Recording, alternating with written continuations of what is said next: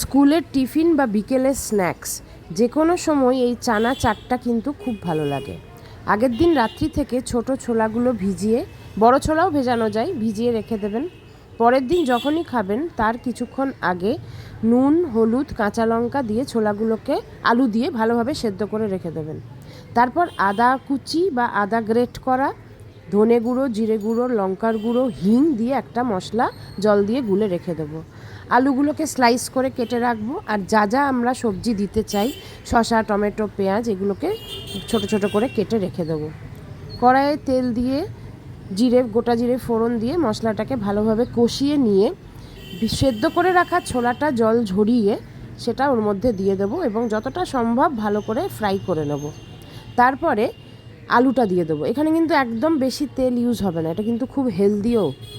তারপরে যা যা কেটে রেখেছিলাম, গ্যাসের ফ্লেমটা অফ করে সেই সমস্ত কাটা জিনিসগুলো ওর মধ্যে মিশিয়ে দেবো। মিশিয়ে নাড়াচাড়া করার পর 3টে জিনিস অ্যাড করতে হবে। প্রথমে একটু লেবুর রস, বেশ কিছুটা, একটু না বেশ কিছুটা, যেটা এর মেন চেঞ্জ করে টেস্টটাকে।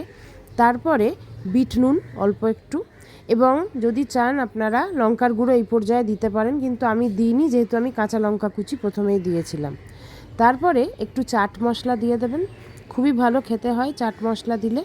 এটা বাচ্চাদের টিফিনে সকালে দেওয়ার জন্য খুব ভালো, না হলে বিকেলের একটু টিফিন হিসেবে স্ন্যাক্স দারুণ এবং ভীষণ উপকারী। ট্রাই করে দেখতে পারেন।